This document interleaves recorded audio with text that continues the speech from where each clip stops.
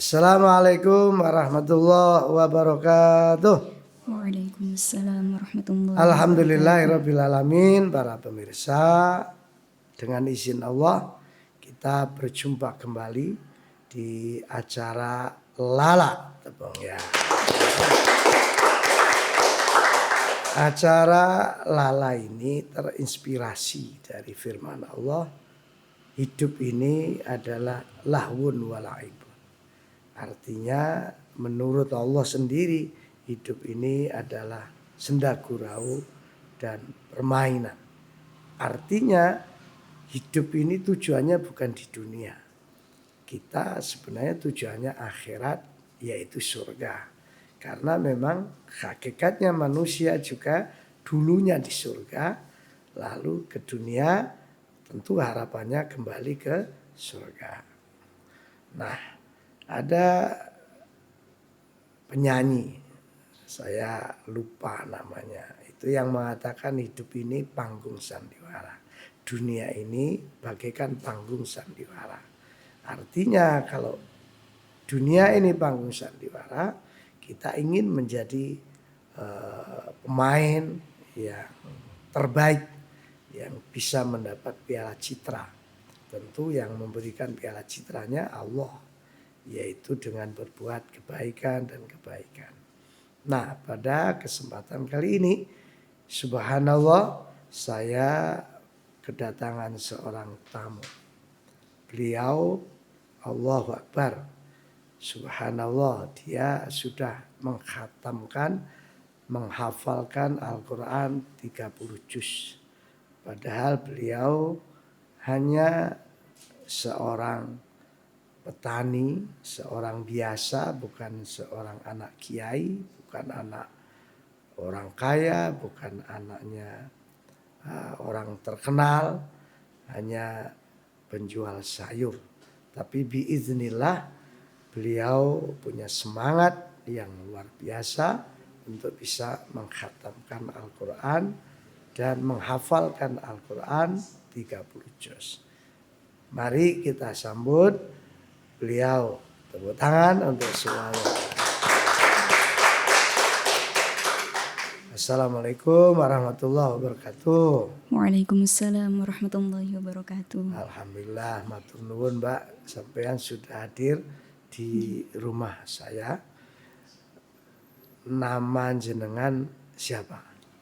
Nama lengkap kula Siti Maisaroh apa? Siti Maisaroh. Nama orang tua? Nama orang tua Bapak Muhammad Kamil dan Ibu Lilis Malihah. Alhamdulillah. Panjenengan aslinya dari mana? Dari Lamongan apa? Lamongan. Lamongan ini Wombo. Tambah Dusun Pasar Sore. Ya, Dusun Pasar Sore, Kecamatan Maduran. Oh, Maduran, Lamongan. Tepuk tangan. Saya terus terang tertarik dengan apa yang jenengan lakukan. Bisa menghafal Al-Quran 30 juz, itu kelebihan yang luar biasa, yang tidak semua orang diberi anugerah seperti itu. Untuk supaya ini jadi pelajaran, ngapunten mohon maaf, Bapak panjenengan itu seorang kiai, apa petani, apa pejabat gitu? Bapak saya seorang biasa. Beliau pekerjaannya sehari-hari menjual sayur keliling. Masya Allah, penjual sayur. Ibu di rumah aja? Ibu di rumah. Allahu Akbar. Saudara kandung berapa? Kulo 3 bersaudara. Saya anak pertama. Oke, pemirsa, ini bukti. Ada kata-kata manjata wajata. Orang itu kalau sungguh-sungguh siapapun pasti diberi kesuksesan oleh Allah. Asalkan sungguh-sungguh dan tidak putus asa. Karena orang yang putus asa itu hanya orang kafir aja. Orang yang gak punya iman. Makanya Mbak Maisaroh ini walaupun hanya penjual sayur orang tuanya, katakanlah bukan termasuk orang yang viral atau orang terkenal, tapi putrinya seorang yang terkenal di langitnya Allah sana, karena bisa menghafalkan 30 juz. Nah, turun sekarang panjenengan kuliah di mana? Di UIN Sunan Ampel Surabaya. Fakultas? Fakultas kulo pasca sarjana, Pak. S2. S2? Pendidikan Bahasa Arab. Pendidikan Bahasa Arab. Masya Allah. Alhamdulillah. Kemudian sementara ini in the course apa di pesantren apa di mana? Saat ini saya masih tinggal di Pondok Pesantren Mahasiswa Al-Jihad Surabaya. Ya, alhamdulillah. Berarti di pesantren itu selain santrinya mahasiswa secara umum, berarti ada yang ikut program hafalan Al-Quran atau istilahnya program tahfidz. Di Surabaya, pemirsa. Makanya alangkah mulianya dan alangkah bahagianya orang tuanya. Kalau bahasanya Rasulullah, orang tua yang punya anak menghafal Al-Quran itu besok di akhirat yang memberikan mahkota kepada orang tuanya itu adalah anaknya yang hafal Al-Quran. Mudah-mudahan para pemirsa ada satu niatan dan doa. Semoga di antara putranya akhirnya ada yang ditakdirkan bisa hafal Al-Quran. Alhamdulillah. Mbak Maisarah, kira-kira kiat-kiat seorang anak, apalagi maaf seusia sampean, sampai bisa menghafal 30 juz, sementara juga kuliah, bahkan kuliahnya S2. Tentu waktunya harus pandai membagi. Membagi untuk menghafal Quran, membagi untuk kuliah. Mungkin waktu mudanya jenengan tidak seperti anak-anak yang lain yang banyak nganggurnya, nongkrongnya di kafe-kafe dan seterusnya. Makanya saya mohon barangkali bisa jadi ibroh pelajaran buat yang lain, bagaimana sampean bisa membagi waktu itu. Memang tidak mudah untuk membagi waktu antara kuliah dan menghafal Al-Quran. Apalagi kalau misalnya disambi mengikuti kegiatan-kegiatan kampus atau sambil mengajar dan lain sebagainya. Jadi butuh kesabaran sebenarnya apa? Yang pertama adalah kesabaran, karena setiap penghafal Al-Quran itu, dawuhnya guru saya, pasti mempunyai cobaannya sendiri-sendiri. Jadi harus sabar apapun itu cobaannya, karena Al-Quran itu kan sesuatu yang mulia. Nah, jadi untuk menghafal pun itu juga banyak sekali godaannya, banyak sekali cobaannya lah. Itu harus sabar. Kemudian yang kedua, kata Ustadz Agus Roshidi, kuncinya menghafal Al-Quran itu hanya 3 sebenarnya. Yang pertama tadi sabar, kemudian yang kedua telaten, harus telaten. Kemudian yang terakhir adalah istiqomah. Jadi itu setiap hari harus dimurojaah, ditambah sedikit demi sedikit, harus ditelateni meskipun itu sulit. Kemudian yang paling sulit adalah mengistiqomahkan untuk murojaahnya. Alhamdulillah para pemirsa, ini satu tips. Saya kira penghafal Al-Quran, satu harus sabar. Yang kedua harus telaten. Telaten itu ya sebenarnya bagian dari sabar juga. Yang ketiga harus istiqomah. Nah, ini memang terus terang. Semua orang itu akan sukses. Pertama, sabar aja lah. Sabar saja. Maaf ini. Karena menghafal Al-Quran pasti harus sabar, tidak pacaran. Itu kalau usia-usia muda kan masa-masa happy nih ya. Nah, itu kalau menghafal Quran sambil pacaran, saya yakin pasti gagal. Pasti. Soalnya bolak-balik di WA pacari. Gak sempat hafalan, gak sempat murojaah, gak sempat setoran dan seterusnya. Itu yang paling berat sebenarnya menurut saya ya, sabar tidak terpancing untuk berbuat maksiat. Itu Masya Allah. Berat itu. Tapi kalau mampu melampaui, yakin akhirnya bukan hanya Mbak Maisaro yang mendapat kemuliaan, tapi orang tuanya pasti juga mendapat kemuliaan. Yang kedua, tadi menurut saya istiqomah. Istiqomah ini Masya Allah, banyak orang di saat sumpek, sampai sumpek itu kalau sudah tahajud geduh, begitu berhasil perai tahajudnya sak subuh. Nauzubillah itu. Dan itu termasuk yang guyu-guyu ini.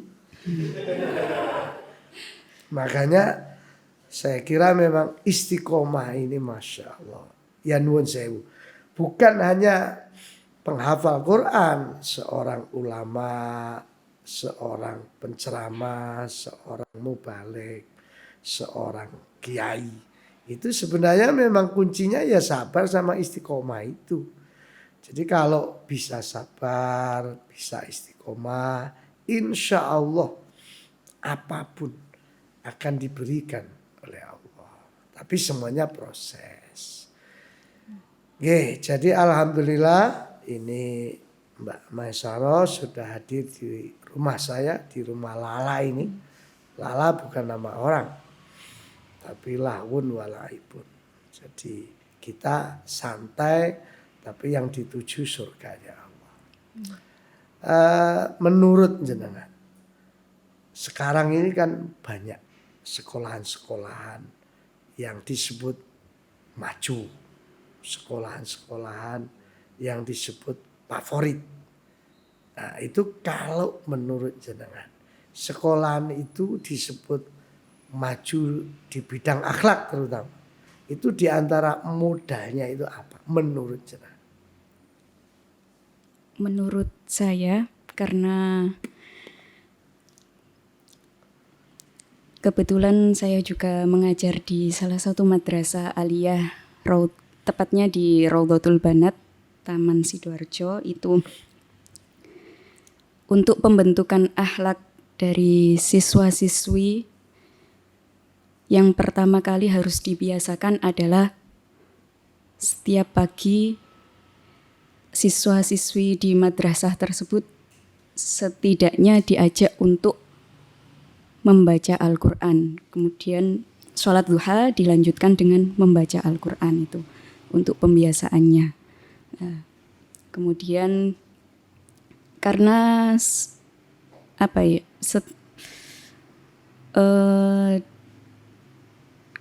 kebiasaan itu akan berimbas pada perilaku dari peserta didik kita. Nah, kemudian selain niku perlu juga adanya buku penghubung antara siswa dengan wali murid. Ya. Jadi dikontrol.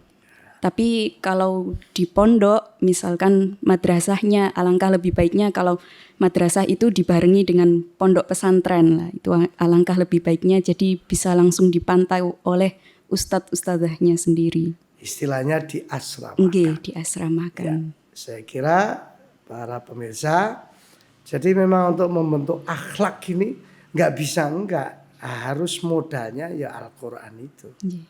Karena orang menjadi tidak sombong itu juga bimbingan Al-Quran. Seseorang akan menjadi orang yang bertanggung jawab, tidak khianat, itu memang modalnya Al-Quran. Kalau Al-Quran itu sungguh-sungguh dihafalkan, dicintai, diamalkan, Masya Allah, luar biasa. Dan alhamdulillah sekarang banyak juga pendidikan yang di dalamnya itu ada hafalan Al-Quran. Contohnya ada Madrasah Sanawiyah Al-Jihadul Hakim di daerah Gondang, Mojokerto. Itu semua santrinya diasramakan. Sehingga selain mendapat pelajaran umum dari pemerintah, juga mendapatkan pendidikan agama sekaligus bisa menghafalkan Al-Quran yang menurut panjenengan tadi memang harus betul-betul anak itu dipantau. Ada istilah buku penghubung antara ustadzanya dengan orang tuanya. Sehingga anak ini kalau itu kebetulan yang sekolahnya tidak diasramakan. Tapi yang saya tahu di Madrasah Sanawiyah Al-Jihadul Hakim karena diasramakan otomatis anak itu langsung dipantau oleh ustadzanya. Hafalannya, sholatnya, ngajinya, deresnya, termasuk belajarnya dan seterusnya. Memang idealnya pemirsa kalau ingin punya anak yang bisa menghafal Al-Quran, yang akhlaknya baik, carilah pendidikan, sekolahan yang anaknya diasramakan. Atau istilahnya di pondok pesantren.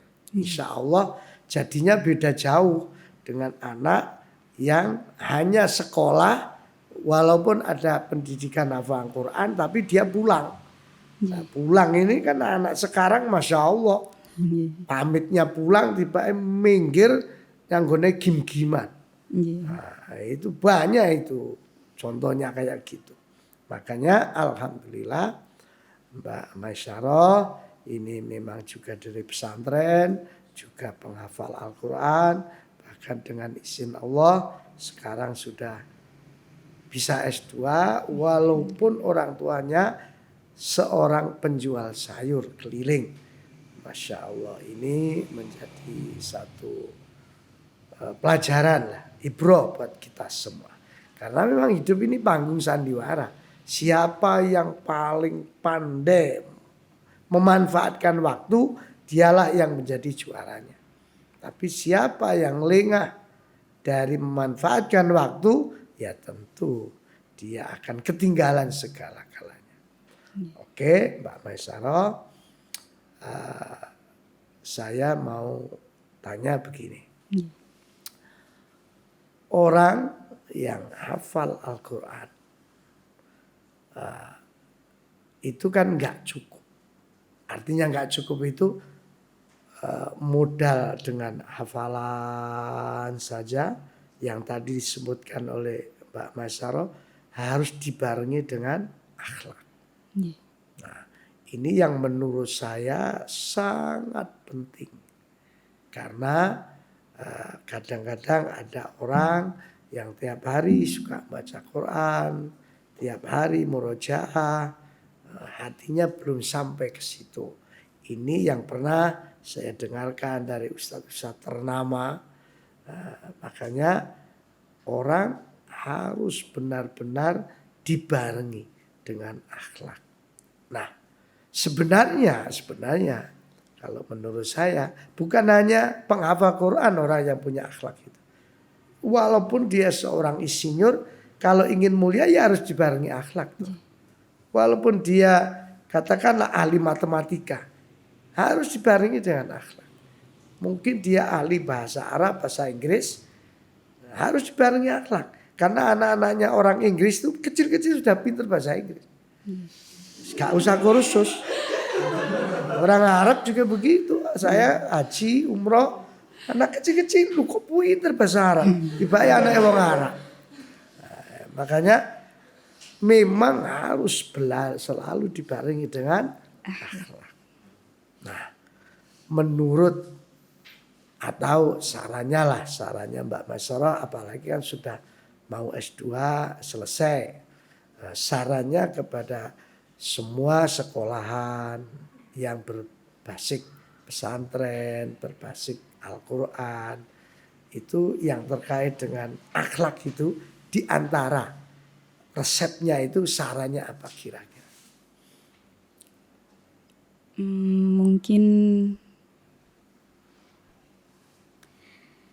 bisa selalu ditekankan kepada peserta didiknya, santri-santrinya, apalagi ini kalau bicara tentang madrasah, basicnya pesantren, ditambah dengan program tahfidzul Quran. Kalau saya dulu dari Abah Yai saya di pondok selalu ditekankan seperti ini, Abah. Jadi, Maaf, jangan dulu waktu sebelum kuliah pondoknya di mana? Saya mondok di Pondok Pesantren Raudhatul Quran Telaga Anyar Lamongan. Oh, Masya Allah. Oke, terus? Niku kata beliau yai saya niku ngeten. Nduk, dimanapun sampean nanti berada, ojo lali Qur'ane. Ngoten. Jadi intinya dimanapun kita berada, kita harus ingat bahwasanya kita mempunyai Al-Quran. Kita membawa Al-Quran. Jadi kalau itu yang teringat, kalau itu yang menancap di hati, insya Allah kalau ingin melakukan sesuatu yang kurang baik, itu akan teringat lagi. Oh iya, saya ini adalah penghafal Al-Quran. Bisa jadi benteng. Bisa jadi benteng. Nah, betul. Ini yang saya kira yang maksud saya, orang yang selalu mencintai Al-Quran, menghafal Al-Quran, itu menjadi akhlaknya mulia karena Quran itu menjadi benteng. Betul. Apalagi pernah saya membaca sabda Rasulullah SAW dalam hadis riwayat Abu Dawud, orang yang baca Quran lalu khatam, ketika dia berdoa dengan doa khatmil Quran, itu yang ngamini 60.000 malaikat. Subhanallah itu. 60.000 malaikat yang mengamini. Subhanallah. Makanya menurut keyakinan saya, orang yang benar-benar mencintai Al-Quran, membaca Al-Quran, menghafal Al-Quran, disertai dengan akhlak yang mulia, pasti hidupnya nggak akan pernah banyak masalah. Nggak akan pernah banyak masalah. Rizki pasti sudah dicukupi Allah. Kayak sampean ini jodoh, Masya Allah, ngantri sampai toko Pasar Turi. Masya Allah. Iya betul. Betul itu. Masya Allah itu. Artinya semua kemudahan akan diberikan Allah kepada kita. Pasti. Karena pegangannya Al-Quran dan mencintai Al-Quran yang dibarengi dengan akhlak yang mulia. Begini Pak, jadi orang tua jenengan yang pekerjaannya penjual sayur keliling, sehingga subhanallah punya anak bisa sampai menghafal Al-Quran 30 juz, itu apa kemauan pribadi, apa karena ditekankan atau disuruh orang tua? Jadi sebenarnya saya menghafal Al-Quran itu sejak kecil sebenarnya Abah. Hanya saja dulu waktu kecil itu belum kemauan saya sendiri karena masih anak kecil. Jadi dulu itu sebenarnya yang menyuruh bukan orang tua saya. Orang tua saya malah ibu saya itu tidak membolehkan sebenarnya awalnya. Karena kasihan anak kecil, masih kecil, masih kelas 2 MI waktu itu, SD. Tapi sama saya ngaji di salah satu pesantren di desa saya. Itu beliau kiainya juga menganjurkan saya setelah khatam juz 30 untuk lanjut ke juz 1. Tapi karena ibu saya merasa kasihan, jadi saya tidak diberitahu. Baru kemudian diberitahu waktu saya kelas 5 atau 6 SD. Nah dari situ awalnya saya merasa terpaksa karena dalam satu kelas itu yang lanjut hafalan ke juz 1 itu hanya 2 orang apa. Yang lainnya hanya binadhar saja. Binadhar dan murojaah juz amma. Nah, di situ karena masih anak-anak jadi saya merasa keberatan awalnya.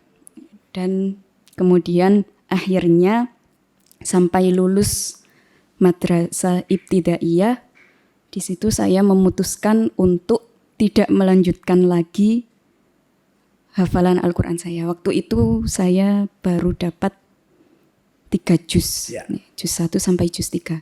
Namun kemudian di saat saya memutuskan untuk tidak melanjutkan hafalan itu, saya kemudian dimimpi.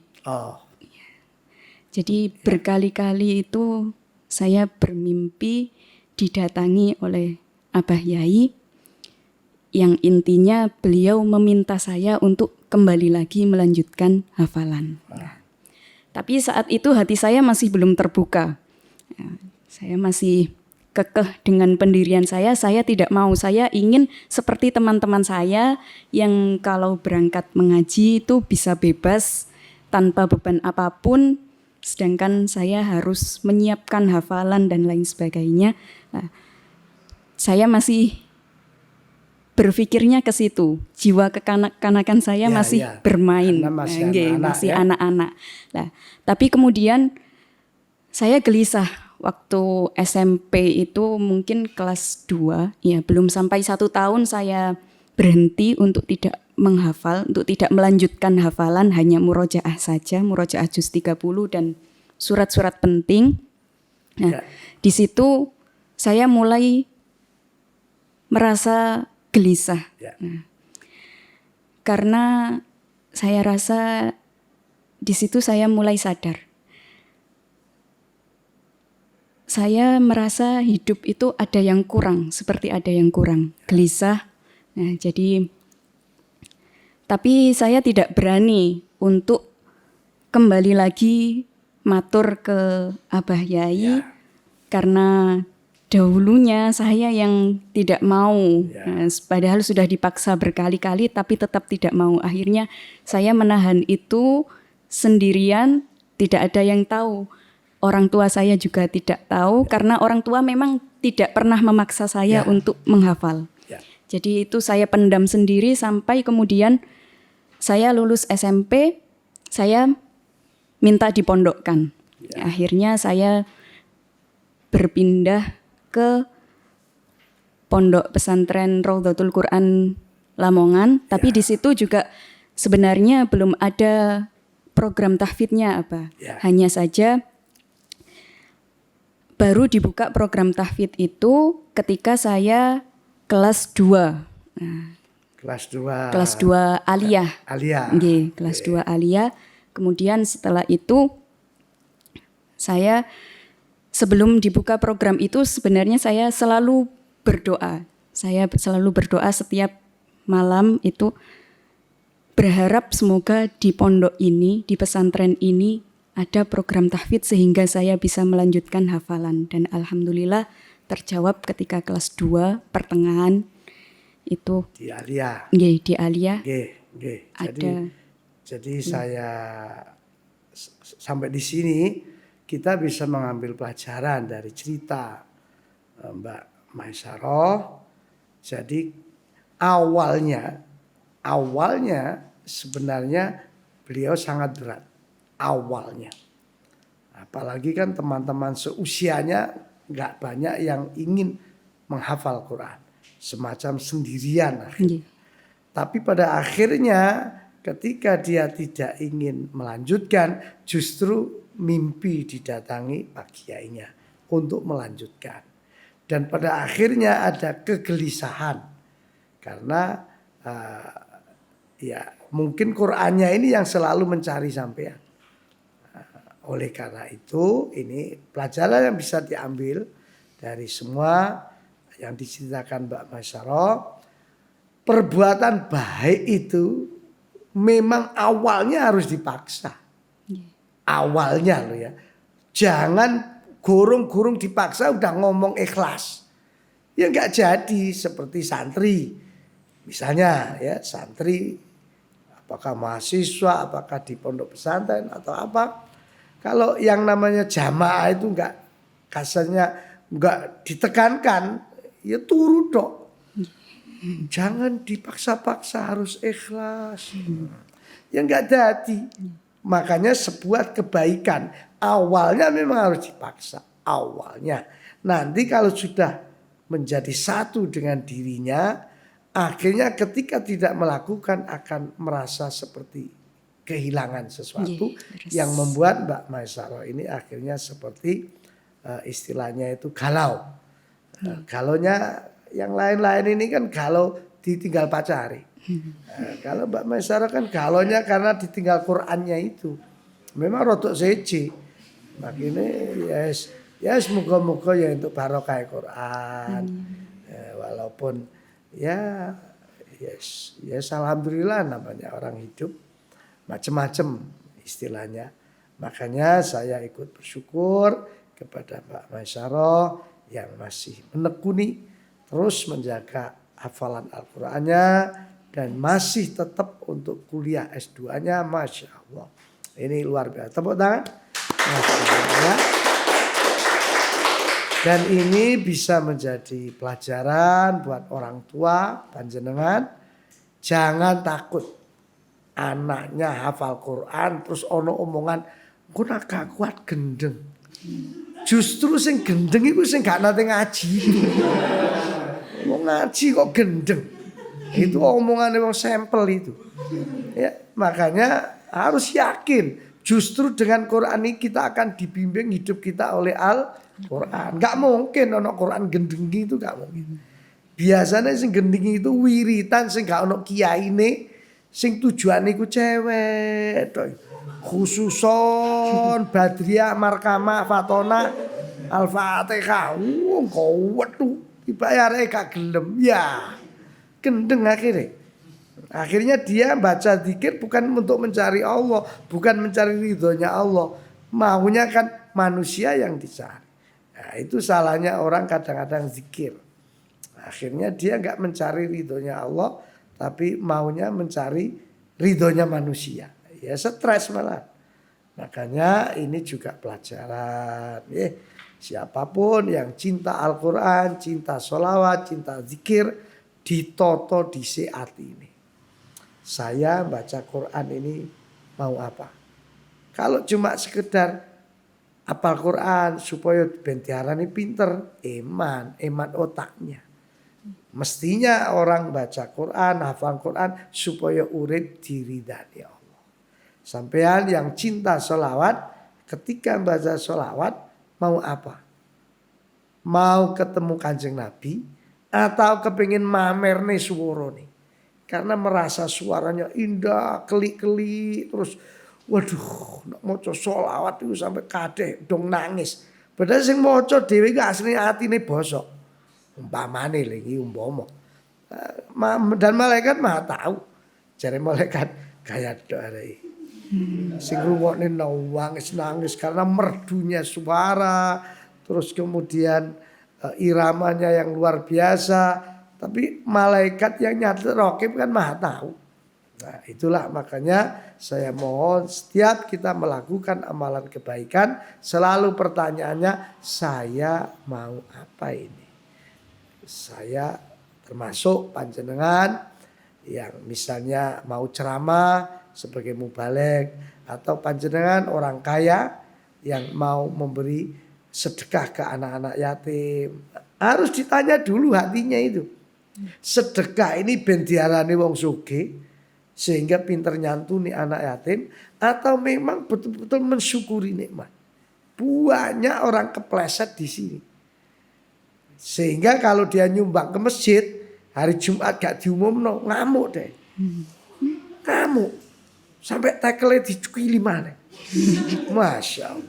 Nah itu ya akibatnya dari hati yang gak bersih. Itulah makanya Mudah-mudahan perbincangan ini benar-benar membawa manfaat. Dan Mbak Masyarah semoga selalu dijaga Allah sebagaimana Allah menjaga Al-Quran. Terima kasih kepada seluruh pemirsa. Semoga sampai ketemu pada kesempatan yang lain. Wassalamualaikum warahmatullahi wabarakatuh. Waalaikumsalam warahmatullahi wabarakatuh.